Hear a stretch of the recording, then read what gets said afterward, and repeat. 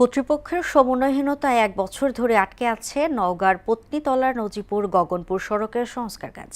এলাকাবাসীর অভিযোগ, স্থানীয় সরকার প্রকৌশল অধিদপ্তর, এলজিডি, বরেন্দ্র বহুমুখী উন্নয়ন কর্তৃপক্ষ এবং বন বিভাগের মধ্যে রাস্তার দুপাশের গাছ কাটা নিয়ে জটিলতায় ঝুলে আছে ৫ কিলোমিটার সড়কের কাজ।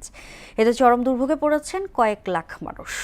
হাবিবুর রহমান প্রতিবেদনে জানাচ্ছে মিশেল বিদওয়ার।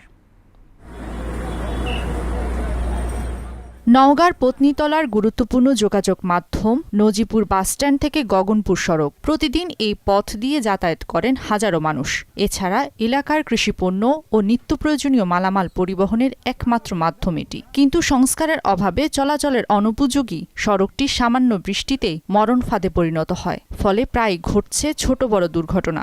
রাস্তার দুই পাশে গাছ আছে, ১ বছর আগে টেন্ডার হয়ে গেছে, রাস্তার কাজ হয় না। চলাচল করতে খুব দুর্ভোগ, গাড়ি অনেক নষ্ট হয়, রাস্তার অবস্থা খুব সিরিয়াস, রুগী যায় না। প্রত্যেকটা জায়গাতে খাল খন্দক, এই রাস্তায় গগনপুর হয়ে কোনো গাড়ি এই রাস্তায় চলাচল করে না। বৃষ্টির সময় যাওয়া আসা ভাঙা, গাড়ি অ্যাক্সিডেন্ট করে বেশি। স্কুলের বাচ্চা যাওয়ার সময় গাড়ি পায় না রাস্তা ভাঙার কারণে। আবার আমাদের গাড়ি মনে করেন যে যায় ওই দুদিন পর পর গ্যাস দলায় গাড়ি। কারণ হিসেবে সামনে আসছে সংশ্লিষ্ট দপ্তরগুলোর সমন্বয়হীনতা আর রাস্তার দুপাশের গাছ কাটার জটিলতা। গাছ অপসারণের বিষয়ে এলজিইডি, বরেন্দ্র কর্তৃপক্ষ ও বন বিভাগের চিঠি চালাচালির আমলাতান্ত্রিক বেড়াজালে আটকে আছে সংস্কার কাজ। সড়কের উভয় পাশে প্রায় ৫৩৪টা গাছের প্রাথমিক তালিকা চূড়ান্ত করি এবং এই চূড়ান্ত নাম্বারিং করার পর আমরা বিভাগীয় বন কর্মকর্তার কাছে আমরা পত্র প্রেরণ করি।